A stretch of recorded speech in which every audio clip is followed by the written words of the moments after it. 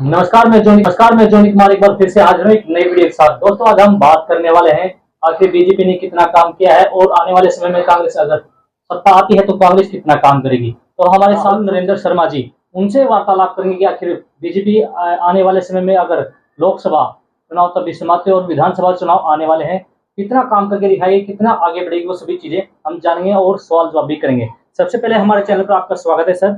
सबसे पहले हम आपसे जानना चाहते हैं कि अगर विधानसभा चुनाव में बीजेपी विजय रहती है तो क्या-क्या काम करने का क्या-क्या काम करेगी? बीजेपी पार्टी वो है जो अपना मैनिफेस्टो पूरा करती है। आपने अगर लोकसभा चुनाव में देखा होगा, जब हमने रिपोर्ट कार्ड दिया था, उस टाइम हमारे 95% ऑफ मैनिफेस्टो हमारा पूरा हो चुका था जी। और बचा हुआ भी अब बहुत जल्दी हो जाएगा। तो वही चीज़ हम यहाँ पे विधानसभा में भी होगा। हमारा मैनिफेस्टो का मैक्सिमम काम हो चुका है और अब नया मैनिफेस्टो पार्टी लेके आएगी, जिसको जैसे कि कहूँ तो वो हमारी भगवत गीता के बराबर है, क्योंकि वो अगले 5 साल की संरचना रची जाएगी। जो हम प्रदेश में जो विकास की लहर चल रही है, उसको हम आगे कैसे बढ़ाएँगे। तो अब की बार जो हुड्डा साहब ने नारा दिया है कि अब की बार अगर कांग्रेस सरकार 60 सीटें पार कर पाएगी तो क्या कहेंगे इस बार? हुड्डा साहब बहुत नारे देते हैं, पता नहीं कहाँ से लाते हैं, बट चलो भ्रांति है, अच्छा है, ख़याली पुलाव पका रहे हैं, जब तक दिन है पकाने देते हैं। उनकी इच्छा है बना लीजिए। अब वो तो कल को कह देंगे वो प्राइम मिनिस्टर है, तो ठीक है, वो उनकी वो है, बट भाजपा की सरकार बननी है, हम जीतेंगे, बहुत अच्छे मार्जिन से जीतेंगे, बहुत अच्छी सरकार आएगी और बहुत अच्छे तरीके से चलेगी। अगर बीजेपी सरकार विजय रहती तो सबसे पहला दायित्व तो क्या होगा, आखिर क्या करेगी बीजेपी सरकार भिवानी शहर के लिए, हरियाणा के लिए? जनता के लिए काम करेगी, जो हम ऑलरेडी कर रहे हैं। नायब सैनी जी के नेतृत्व में हमारी सरकार चल रही है और वो ऑलरेडी काम कर रही है। अगर आप रोज़, आप तो मीडिया में हैं, आप अगर देखेंगे तो हमारे पास भी मैसेजेस आते हैं। हम सुबह आते हैं, शाम तक हमारे पास 50 परियोजनाओं का इनॉग्रेशन का मैसेज आता है। अलग-अलग इन्फॉर्मेशन आती है कि सरकार ने आज ये किया है, आज ये किया है। उस चीज़ को बढ़ाएँगे और डबल तरीके से काम करेंगे। लेकिन फील्ड की बात करें, अभी फील्ड की बात जिक्र हुआ तो हम जानना चाहेंगे कि फील्ड के अगर हम जाते हैं, हमें खुद पता है, जो गरीब तबके के लोग होते हैं वो सिर्फ कागजों में ही उलझ कर रह गए हैं। तो इस बारे में क्या कहना चाहिए? देखो, पॉलिसीज़ लेजिस्लेचर का असली काम होता है पॉलिसी बनाना, और उसको हम लोग पूरी कोशिश करते हैं कि वो धरातल तक अच्छे से आए। उसी संरचना में पॉलिसीज़ बनी हैं, उनको धरातल तक लाया जा रहा है और कहीं पर भी अगर किसी को थोड़ी-सी भी अगर दिक्कत आ रही है, उसके लिए हमें खेद है, बट हम प्रतिबद्ध हैं कि हम उनकी हर मुसीबत को सॉल्व करें।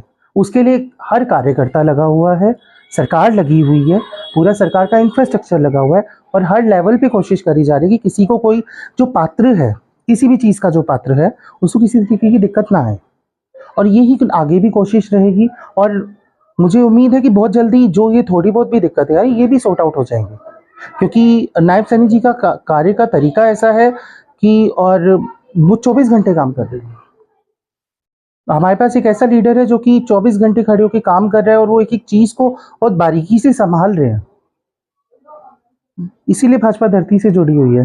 ये तो पूरा हुड्डा साहब तो पता नहीं क्या-क्या कहेंगे।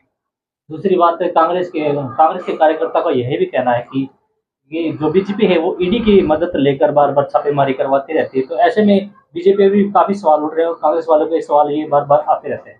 तो ऐसे में क्या कहना चाहेंगे? कांग्रेस में कार्यकर्ता हैं, पहला सवाल।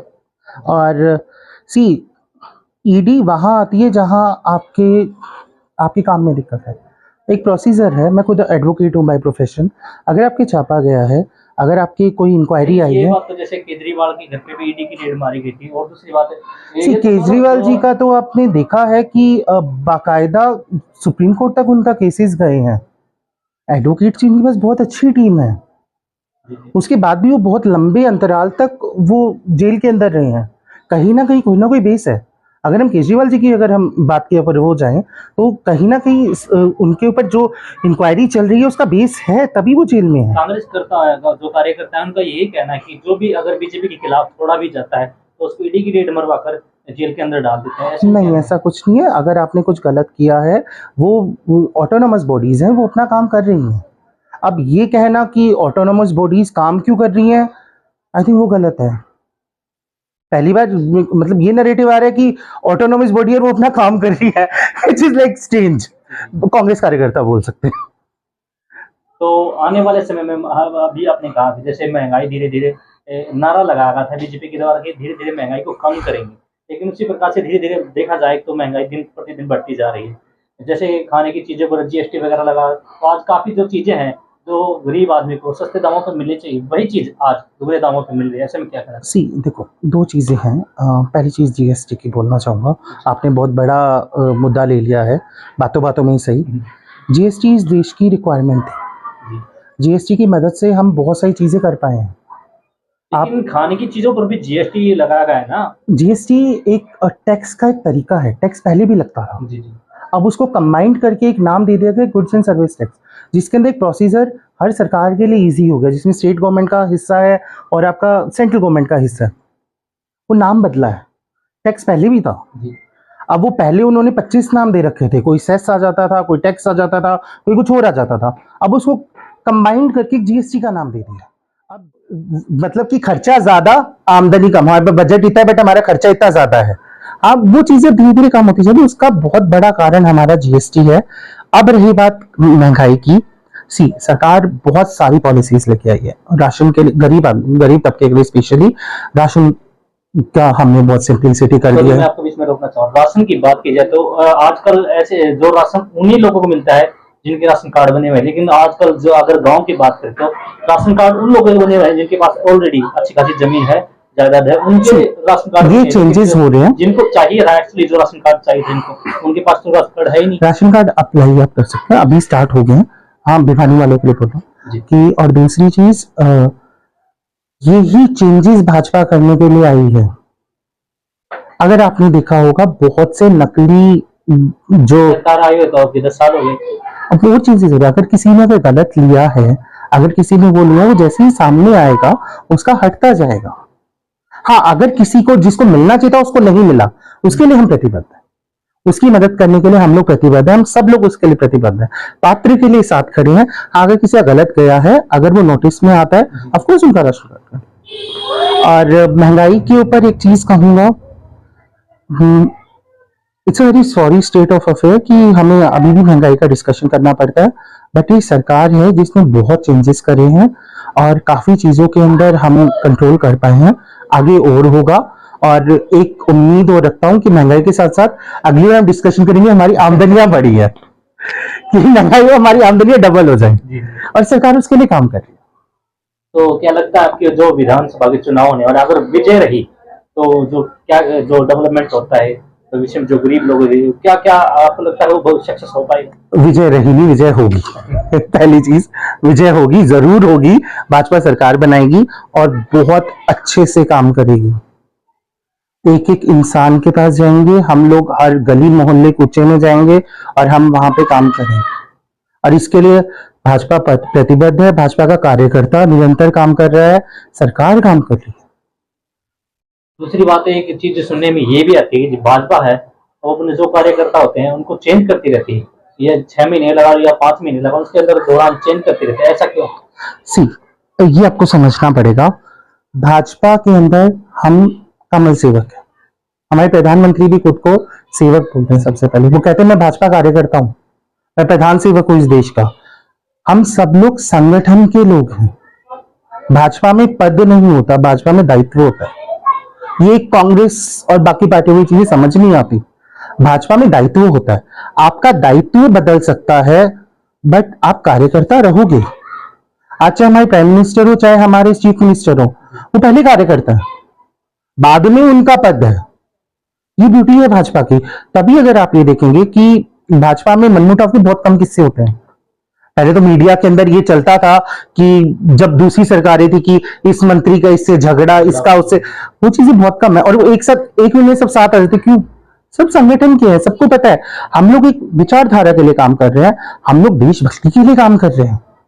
सब अलग अलग तबके के लोग आके एक साथ संगठित हुए हैं, सब लोग एक साथ जुड़े हैं। उनका मेन मोटिव कि हमें देश को आगे चलाना है। Is a party with vision which I think Congress doesn't have. Congress को विजन का वी भी नहीं पता होगा। लास्ट सवाल सर मेरा आपसे, आप अपनी पार्टी के लिए काम करेंगे या एक समाज सेवी के रूप में काम करेंगे? दोनों डिफरेंस क्या है?